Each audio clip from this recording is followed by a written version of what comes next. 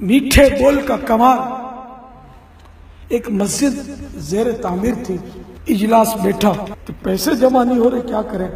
پھر ایک با امامہ دعوت اسلامی کے مبلغ جو اس کمیٹی میں تھے ان سے کہا گیا کہ ایسا کریں، نکڑ پر جو تاجر کا گھر ہے، بہت بڑی پارٹی ہے، آپ جائیں ذرا بات کریں، شاید کام بن جائے. مبلغ نے حامی بھر لی اور شام کے وقت اس کے گھر پہنچ گئے. دروازہ کھٹکھٹایا، تاجر صاحب باہر تشریف لے آئے. مبلغ نے سلام کیا اور مدعا بیان کیا. تاجر صاحب پھڑک گئے یہ سن کر اور غصے میں چنگاڑے کہ کیا سارے محلے دار مر گئے تھے جو میرے پاس چندہ لینے آپ پہنچے ہو؟ چلو. وہ مبلغ تھے، چہرے پر مسکراہٹ لا کر عاجزانہ انداز میں کہا کہ آپ برا نہ مانے، موقع اچھا ہے، میں اپنی ذات کے لیے نہیں مانگ رہا، مسجد کے لیے مانگ رہا ہوں، اب دیں گے آپ کو ثواب ملے گا. تو اس نے کہا لائیے ہاتھ.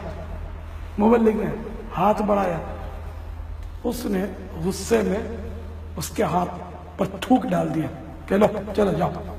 مگر مبلغ ہوتا، اس نے مسکرا کر اپنی جیب سے رومال نکالا اور اپنا ہاتھ پوچھا اور کہا کہ یہ تو میرے لیے تحفہ ہوا، اب مسجد کے لیے بھی دے دیجیے.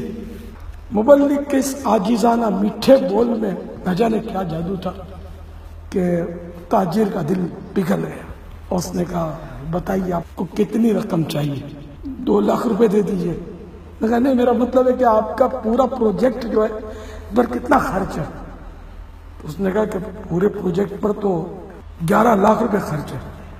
اچھا ابھی آیا. تاجر صاحب اندر گئے اور 11 لاکھ کا چیک تیار کر کے مبلغ کے ہاتھ پہ رکھا اور معذرت بھی چاہی اپنے غصے کی اور کہنے لگے کہ بس آپ کے اخلاق نے مجھے مار دیا اور ماشاءاللہ بڑا اچھا کام کرتے ہیں اور یہ مسجد بنائیے، کم پڑے پھر میں حاضر ہوں اور آئندہ ہر مہینے اس کا سارا مسجد کا خرچ میرے ذمے آپ مجھ سے وصول کر لیجئے گا اور انشاءاللہ میں اب آپ سے وعدہ کرتا ہوں کہ 5 وقت پابندی سے نماز بھی پڑھا کروں گا. صلو علی الحبیب صلی اللہ تعالی علی محمد. اے عاشقان رسول، آپ نے دیکھا میٹھے بول میں کیسا جادو ہے. آگ سے نہیں بجھتی، آگ کو پانی بجھاتا ہے. اگر ایک کو غصہ آ گیا دوسرا بھی غصہ کرے گا تو پھر چنگاریاں اڑیں گی اور نہ ہونے کا بھی ہو سکتا ہے. تو نجاست سے نہیں، پانی سے پاک ہوتی ہے. تو جب سامنے والے کو غصہ ہے ہمیں نرمی کا دامن نہیں چھوڑنا چاہیے.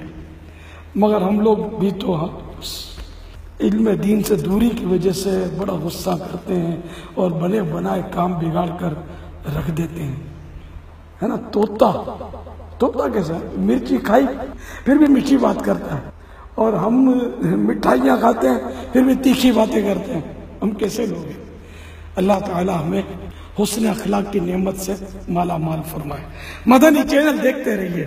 صلو علی الحبیب صلی اللہ تعالی علی محمد. جی ہاں، یہ فرضی حکایت ہے. اس فرضی حکایت سے عبرت کے مدنی پھول حاصل کیجیے.